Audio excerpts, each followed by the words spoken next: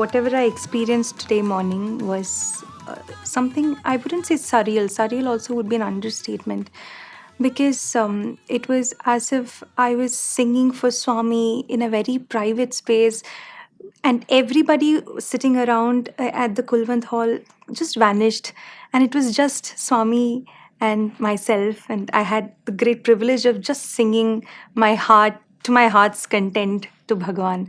And I could really sense Bhagawan in his, I would say, in his 40s, late 30s and 40s, where he used to often come to Brindavan, and he used to always have the skin tone of Krishna during those days. I don't know if he used to shave back then, but you can see the stubbles, and that used to make him look little darker. And he used to often have chew the betel nut, so he used to have that very beautiful reddish hue to his lips, and it was that form of Bhagwan which I visualized while I was singing, sitting there. I don't know what made me, visualize him that way, but that was the Swami that I had seen today. And as always, I think from my childhood onwards, probably there'll be multiple things that run in your head. I need to ask Swami this, okay, multiple things that happen, and then, okay, I should go back and ask Swami, why is it so? Or probably I want this or that. But the moment I go and stand in front of him, my mind is blank. Everything that I wanted to ask, everything that I thought I should put forward to Swami, everything just goes into the drain. And it's a state of nothingness, it's a state of blankness that I would say.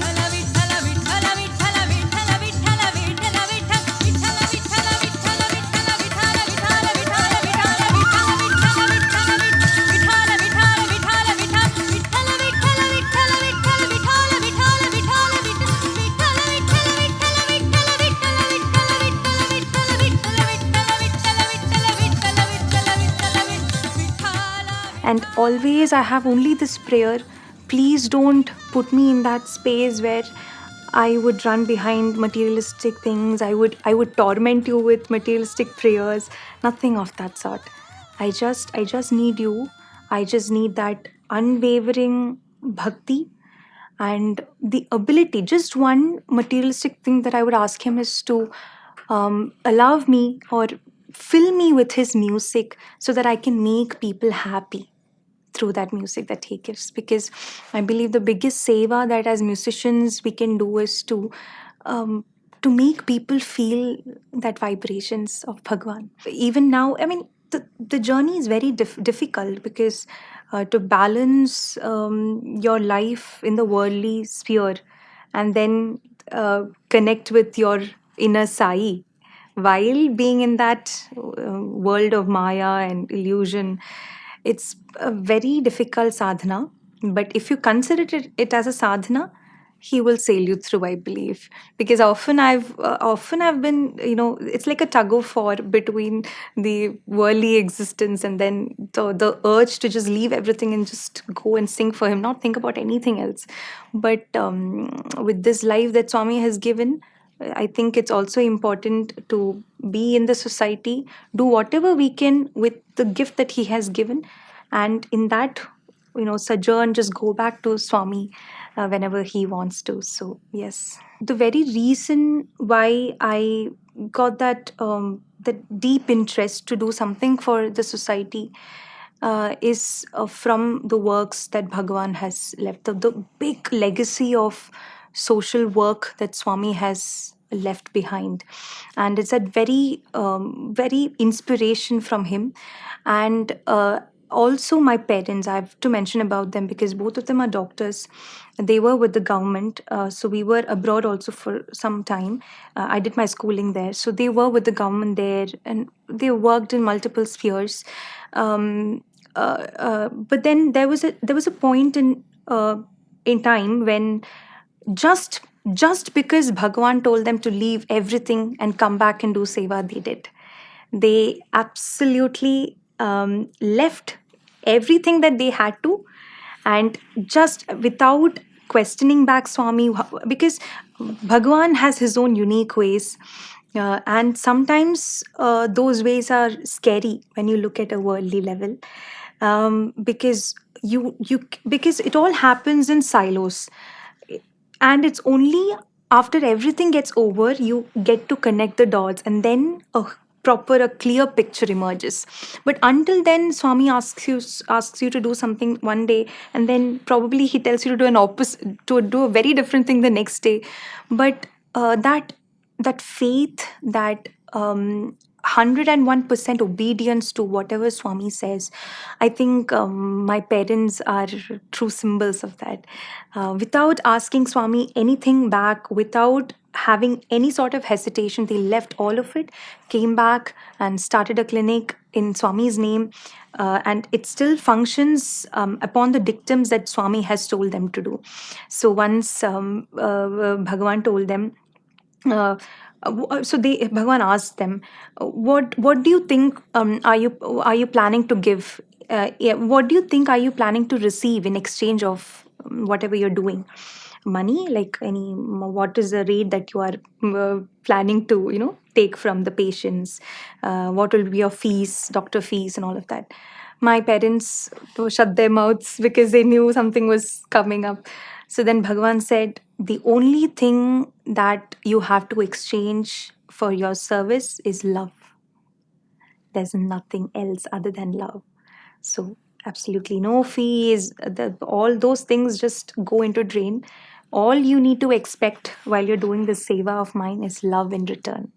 And until now, Bhagavan has kept them going, made them do a lot of seva, and even for that you need Bhagwan's grace. So many I've found, people sometimes they do brag about doing seva, and I did this much, I did that much, kind of quantifying the seva that Bhagwan has allowed you to do.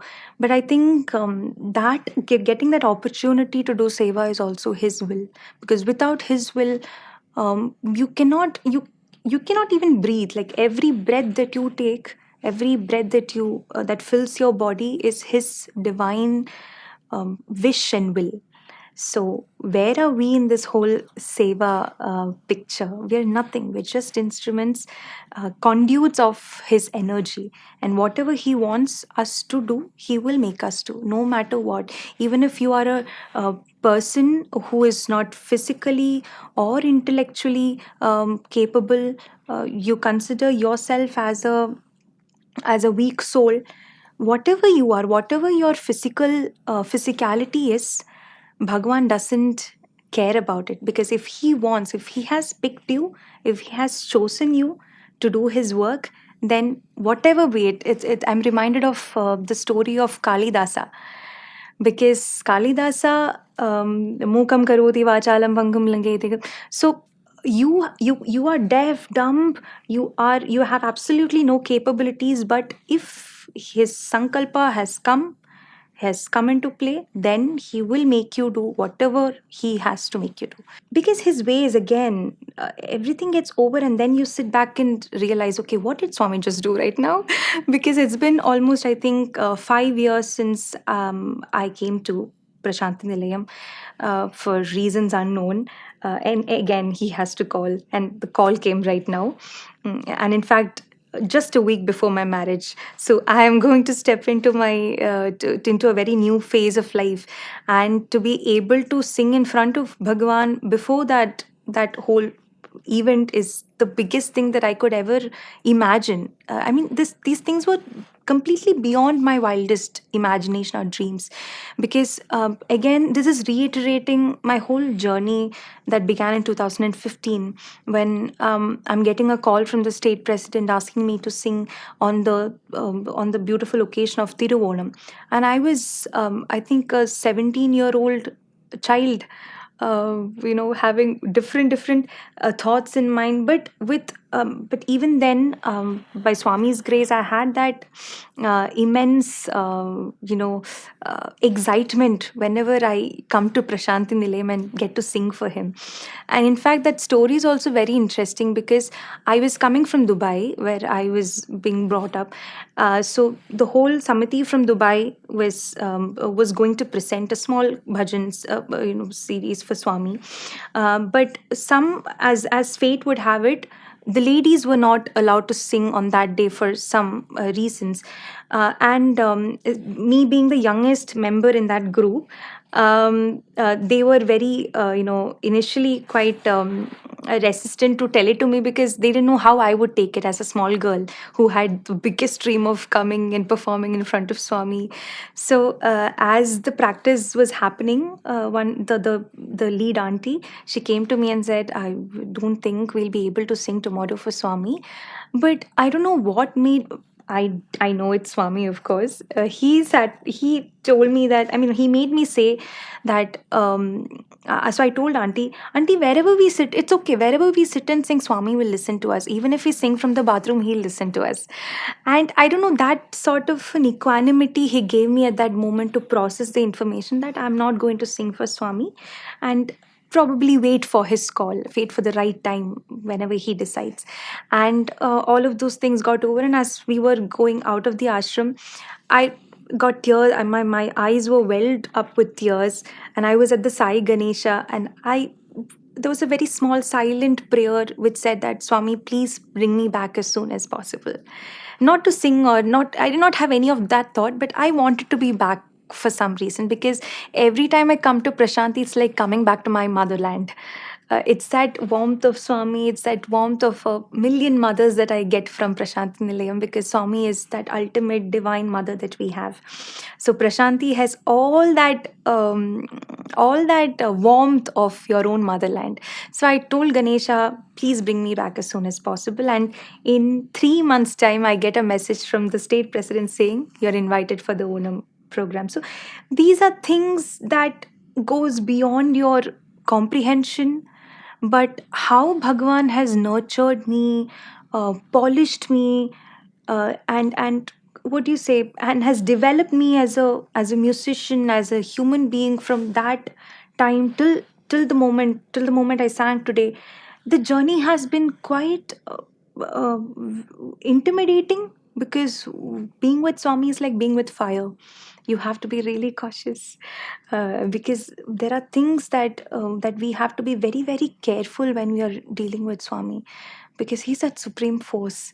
And out of our for human fallibilities, there might be, but then again, he's that loving mother who is ready to forgive us for all the fallibilities that we have. So as I mentioned before, coming back to Prashanti, singing for Swami, it is just things that I feel that should never end. Every time I come to Prashanti, I feel I don't want to go back. I just want this whole phase to continue forever and be here with Swami. I have got the darshan of Swami once while in physical form. That was when I was 3 years old. But I do remember, or I have that vivid image of Swami where he was in his beautiful orange robe, walking, making movements like this, and he was sitting on his throne. And I remember singing the arati and all of that. It was 3-year-old child. So at that time, we had collected a lot of books, a lot of photographs of Swami, and we went back. But there was a huge, long gap. I don't know. But then, even during that time at home, I was very blessed to be born into a very spiritual family where I was woken up to Vishnu Sahasranama every single day, learning Lalita Sahasranama, all the divine scriptures, being in the companion of really good souls. So that way, Bhagwan was it was like Saraswati River, I would say. You believe that Saraswati River is flowing underneath, right? You really can't see it at its physical manifestation, but it is somewhere underlying. It's an undercurrent that's happening. So Swami was an undercurrent during that whole phase, and it was only in 2015 when he came into our lives, like a tempest, I would say, turning everything around, because it's like having a small child at home, because the whole focus turns to the child. Your routine changes, your thoughts, your things that you do, like the mundane things that you do, everything changes and it centers around Swami. So that was how life became after 2015. He took the center stage in our homes, in our conversations, and it was just about Swami, Swami, Swami, singing for him, singing his abhangs, singing bhajans, listening to discourses of great souls who have had the uh, great privilege of being with Swami in the physical form, like Kasturi Swami, reading several of Sai literature as in literature that was written by Bhagawan as his Vahinis, and also literature that was written by the devotees, giving a new perspective of what Swami is. Every time you read, you get a new perspective on what Swami is. And the funny part is that how much of a perspectives you get, you ultimately know this is not him. It's like Adi Shankara's Neti Neti. You can only define him by saying it's not this, it's not this. Not just this. Not just this, yes. So that is the beauty of Swami. And from then on, as I said before, every stage that I sang in, he has directed me, in fact. So there is not even one stage where I would sing without keeping the song list at his lotus feet, taking his command. So there is a beautiful episode wherein I was invited at Brindavan to sing for the One with Sai concert series. So I was in this double mind if I should sing classical kriti, make it that way, or do a completely bhajan oriented program. So again, I directed it to Swami, and he said, I want Shambhu Mahadeva in Pantwarali Raga with all swaras. So he completely removed that doubt if I should sing in a classical way or not. He said, I want it. So there's no other questions back at him. I sang Shambhu Mahadeva with all swaras. So I think it's these small things that Bhagavan has guided me, directed me. And another beautiful instance where I was invited to Dharma Kshetra twice. So the day that I was going to, so he told me the whole story of Pundalika and the whole significance of Vithala. And I was planning to sing a Marathi abhang as well there.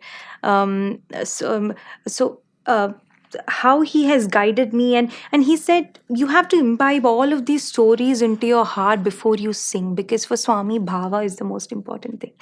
Tala, raga, I think musicians, they are bound to follow those technicalities of music, but bhava is something that needs to come from within, and Swami has to bless you with that bhava, that feeling, while you're pronouncing the words. For instance, let's take चित्त चोरा यशोदा के बाल Navneet chora gopal. So when you hear Swami singing that Navaneeta Chora, you hear a tint of naughtiness in that word, because Navaneeta Chora is the naughty form of Krishna trying to steal butter. So when you have that naughtiness while you're singing that particular word, that helps to reach out to the devotees, the meaning behind the songs. So all of these things Swami has made me learn in this whole. Still lots more to learn. There's a never ending sadhana. And another is a episode where Swami said, see hundreds of sais sitting in front of you while you're singing. And that is again the lesson of oneness, because um, because when you see Swami in front of you, the music automatically flows in. And because every time you perform in Puttaparthi, it's always put apart I. And for a musician or for an artist, that is the difficult thing, because whenever you do a very creative improvisation, oh, you're like, okay, I did this, wow, it came from my throat. But that moment you get that thought, Swami hits you on your head. He's like, no, it's I who have inspired you with it. So it's always put apart I and then sing in Puttaparthi. So seeing Swami, seeing hundreds of Swamis sitting in front of you, trying to cleanse your body and be that hollow flute for him to play his music. All of this is a sadhana that I pray it happens until the breath goes out of my body. Yes. I don't have anything else to tell Bhagwan, but just give me that strength to sing for him and his devotees, make Bhagwan happy. And I don't think even with the thought that we should pollute the Hridaya that we have, because Swami is the indweller. He is the, as we say, with Bhagwan's Mahasamadhi, he is, flown away from the Yajud Mandir to our Hridaya Mandirs. Yes, he's residing right here. So, as I said before, every word, every deed, every thought should be that pure to, keep that antaranga very pure and clean for him to dwell. So that is the only prayer, nothing else.